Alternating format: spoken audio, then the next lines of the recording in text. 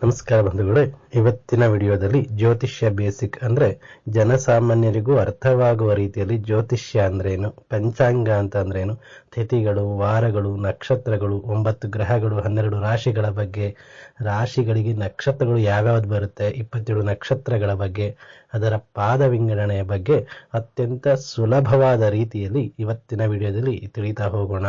ಒಂದು ಚಿಕ್ಕ ಪ್ರಯತ್ನ, ಎಲ್ಲರಿಗೂ ಇದು ಅರ್ಥವಾಗಲಿ, ಜ್ಯೋತಿಷ್ಯ ಅನ್ನೋದು ಎಲ್ಲರಿಗೂ ಗೊತ್ತಾಗಲಿ ಅದ್ರ ಬಗ್ಗೆ ಅನ್ನೋದನ್ನ ತಿಳಿಸೋ ಒಂದು ಪ್ರಯತ್ನವನ್ನ ಮಾಡ್ತಾ ಇದ್ದೀನಿ. ಏನಾದರೂ ತಪ್ಪುಗಳಿದ್ರೆ ಕ್ಷಮೆ ಇರಲಿ. ಓಕೆ, ಎಲ್ಲರಿಗೂ ಒಳ್ಳೇದಾಗ್ಲಿ ಅಂತ ಈ ವಿಡಿಯೋವನ್ನ ಹಾಕ್ತಾ ಇದ್ದೀನಿ. ಎಲ್ಲರಿಗೂ ಜ್ಯೋತಿಷ ಬೇಸಿಕ್ ಮೊದಲ ಭಾಗಕ್ಕೆ ಸ್ವಾಗತ.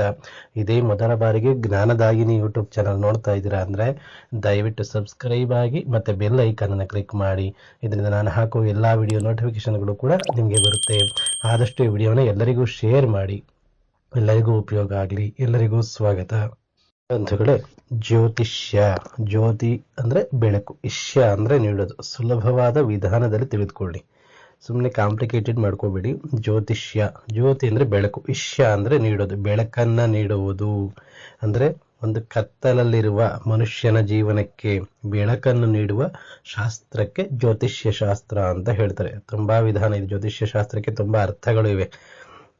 ಜ್ಯೋತಿ ಅಂದ್ರೆ ಬೆಳಕು, ಅಂದ್ರೆ ಗ್ರಹಗಳ ಆಧಾರದಲ್ಲಿ, ಆಕಾಶದಲ್ಲಿರುವ ಗ್ರಹ ನಕ್ಷತ್ರಗಳ ಆಧಾರದಿಂದ ಮನುಷ್ಯನ ಜೀವನದ ವಿಚಾರಗಳನ್ನ ಅಧ್ಯಯನ ಮಾಡಿ ಅವನ ಜೀವನಕ್ಕೆ ಬೆಳಕು ಕೊಡುವ ಒಂದು ಶಾಸ್ತ್ರಕ್ಕೆ ಜ್ಯೋತಿಷ್ಯ ಅಂತ ಹೇಳ್ತಾರೆ. ಅಂದ್ರೆ ಕತ್ತಲೆಯಲ್ಲಿರುವವರಿಗೆ ಬೆಳಕನ್ನು ನೀಡುವ ಒಂದು ಶಾಸ್ತ್ರ.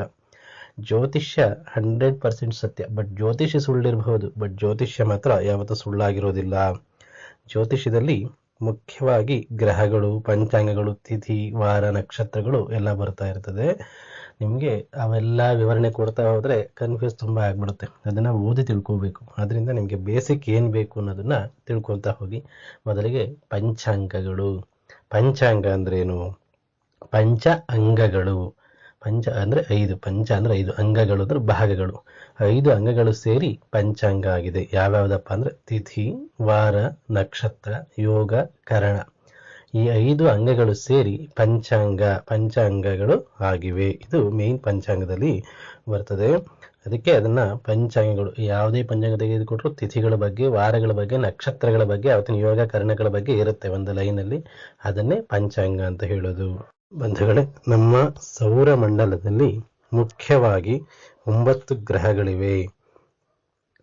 ಸೂರ್ಯ, ಚಂದ್ರ, ಕುಜ ಅಥವಾ ಮಂಗಳ, ಬುಧ, ಗುರು, ಶುಕ್ರ, ಶನಿ, ರಾಹು, ಕೇತುಗಳು. ಹೀಗೆ 9 ಗ್ರಹಗಳಿವೆ. ಅದಕ್ಕೆ ಉಪಗ್ರಹಗಳು ಸಹ ಇದೆ. ರಾಶಿಗಳು ಬಂದು ಒಟ್ಟು 12 ರಾಶಿಗಳಿವೆ.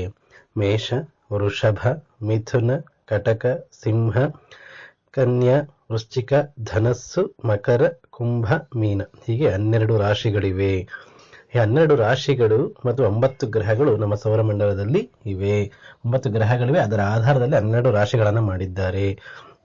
ಮೇಷರಾಶಿಗೆ ಏರಿಸ್ ಅಂತ ಹೇಳ್ತಾರೆ, ಇಂಗ್ಲಿಷ್ ಹೆಸರುಗಳು. ವೃಷಭ ಟಾರಸ್, ಮಿಥುನ ಜೇಮಿನಿ, ಕರ್ಕಾಟಕ ಕ್ಯಾನ್ಸರ್, ಸಿಂಹ ಲಿಯೋ, ಕನ್ಯಾ ವಿರ್ಗೋ, ತುಲಾ ಲಿಬ್ರಾ, ವೃಶ್ಚಿಕ ಸ್ಕಾರ್ಪಿಯೋ, ಧನಸ್ಸು ಸಗಿರಿಟಿಯಾಸ್ ಅಂತ ಹೇಳ್ತಾರೆ, ಮಕರ ಕೇಪ್ರಿಕಾರ್ನ್, ಕುಂಭ ಅಕ್ವೇರಿಯಸ್, ಮೀನ ಪೀಸಿಸ್.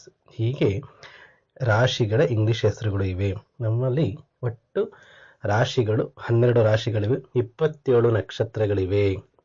ಅಶ್ವಿನಿ, ಭರಣಿ, ಕೃತಿಕ, ರೋಹಿಣಿ, ಮೃಗಶಿರ, ಆರಿದ್ರ, ಪುನರ್ವಸು, ಪುಷ್ಯ, ಆಶ್ಲೇಷ, ಮಖೆ, ಪುಬ್ಬ, ಉತ್ತರೆ, ಹಸ್ತ, ಚಿತ್ತ, ಸ್ವಾತಿ, ವಿಶಾಖ, ಅನುರಾಧ, ಜ್ಯೇಷ್ಠ, ಮೂಲ, ಪೂರ್ವಾಷಾಢ, ಉತ್ತರಾಷಾಢ, ಶ್ರವಣ, ಧನಿಷ್ಠ, ಶತವಿಷ, ಪೂರ್ವಭಾದ್ರ, ಉತ್ತರಾಭಾದ್ರ ಮತ್ತು ರೇವತಿ. ಹೀಗೆ ಒಟ್ಟು 27 ನಕ್ಷತ್ರಗಳ ಚಲನೆ ಸೌರಮಂಡಲದಲ್ಲಿ ಇವೆ.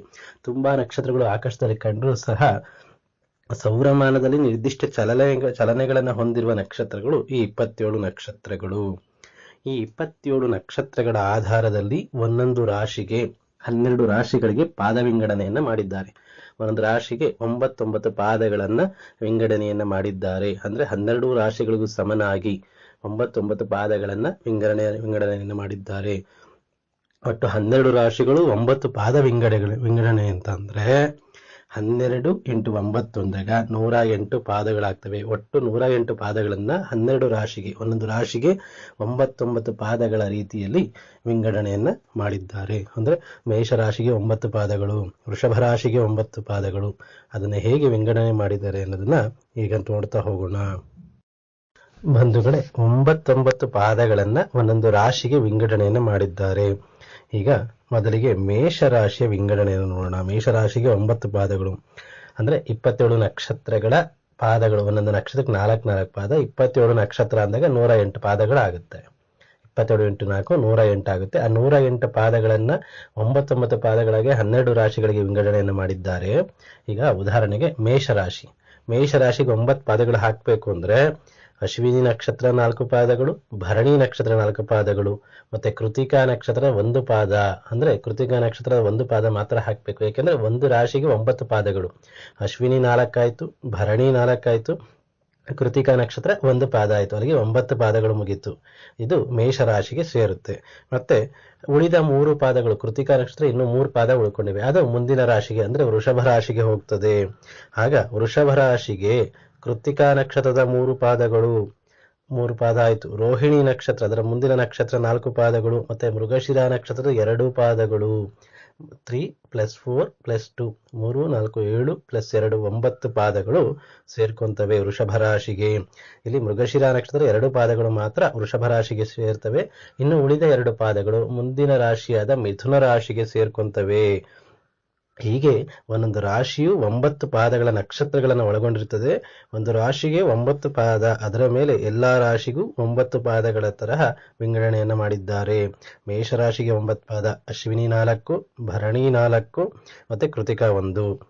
ಹೀಗೆ 9 ಪಾದಗಳನ್ನ ಒಂದೊಂದು ರಾಶಿಗೆ ವಿಂಗಡಣೆಯನ್ನ ಮಾಡ್ತಾ ಇರ್ತಾರೆ. ಅದರಲ್ಲಿ ಈಗ 1 ಪಾದ ಆಯ್ತು, ಇನ್ನೊಂದು 3 ಪಾದ ಉಳಿದಿವೆ ಅಂದ್ರೆ ಮುಂದಿನ ರಾಶಿಗೆ ಹೋಗುತ್ತೆ. 2 ಪಾದ ಮುಗಿದು ಇನ್ನು 2 ಪಾದ ಉಳಿದಿವೆ ಅಂದ್ರೂ ಸಹ ಮುಂದಿನ ರಾಶಿಗೆ ಹೋಗ್ತಾ ಇರುತ್ತೆ. ಅದರ ವಿಂಗಡಣೆ ತುಂಬಾ ತರಹ ಇದೆ. ಅದನ್ನ ನೀವೇ ವಿಂಗಡಣೆಯನ್ನು ಮಾಡಬಹುದು. ಹೀಗೆ ಒಂದೊಂದು ರಾಶಿಗೆ 9 ಪಾದಗಳಂತೆ 108 ಪಾದಗಳನ್ನ 27 ರಾಶಿಗಳಿಗೆ ವಿಂಗಡಣೆಯನ್ನು ಮಾಡಿದ್ದಾರೆ. ನೀವು ಅದರ ವಿಂಗಡಣೆಯನ್ನು ಮಾಡಿ ನೋಡೋಣ. ಅಕಸ್ಮಾತ್ ನಿಮ್ಗೆ ಏನಾದ್ರು ಅನುಮಾನ ಬಂದ್ರೆ ಕಮೆಂಟ್ ಮಾಡಿ. ಹೀಗೆ ಒಂದು ಜ್ಯೋತಿಷ್ಯದಲ್ಲಿ ತಿಥಿ, ವಾರ, ನಕ್ಷತ್ರಗಳು 15 ತಿಥಿಗಳು, 15 ಶುಕ್ಲ ಪಕ್ಷದ್ದು, 15 ಕೃಷ್ಣ ಪಕ್ಷದ್ದು, ಒಟ್ಟು 30 ತಿಥಿಗಳು, ವಾರಗಳು 7 ವಾರಗಳು, 27 ನಕ್ಷತ್ರಗಳು, 27 ಯೋಗಗಳು, ಮತ್ತೆ 11 ಕರಣಗಳು. ಈ ತಿಥಿ, ವಾರ, ನಕ್ಷತ್ರ, ಯೋಗ, ಕರಣಗಳು ಸೇರಿನೇ ಪಂಚಾಂಗಗಳಾಗಿರೋದು. ಆ ಪಂಚಾಂಗದ ಮುಖ್ಯವಾಗಿ 12 ರಾಶಿಗಳ ಬಗ್ಗೆ, ಆ ನಕ್ಷತ್ರಗಳ ಬಗ್ಗೆ ಮುಂದಿನ ವಿಡಿಯೋದಲ್ಲಿ ತಿಳಿಸ್ತಾ ಹೋಗ್ತೀನಿ. ಅಂದ್ರೆ 12 ರಾಶಿಗಳು, ಯಾವ ರಾಶಿಗಳಿಗೆ ಯಾವ ಅಧಿಪತಿಗಳು, ಆ ರಾಶಿಗಳನ್ನ ಯಾವ್ಯಾವ ರಾಶಿಗೆ ಯಾವ್ಯಾವ ನಕ್ಷತ್ರಗಳು ಬರ್ತವೆ ಅನ್ನೋದನ್ನ ಮುಂದಿನ ವಿಡಿಯೋದಲ್ಲಿ ತಿಳಿತಾ ಹೋಗೋಣ. ನಿಮ್ಗೆ ಏನಾದರೂ ಅನುಮಾನ ಇದ್ರೆ ದಯವಿಟ್ಟು ಕಮೆಂಟ್ ಮಾಡಿ. ಎಲ್ಲರಿಗೂ ಒಳ್ಳೆಯದಾಗಲಿ. ಆದಷ್ಟು ಈ ವಿಡಿಯೋವನ್ನು ಎಲ್ಲರಿಗೂ ಶೇರ್ ಮಾಡಿ. ನಮಸ್ಕಾರ.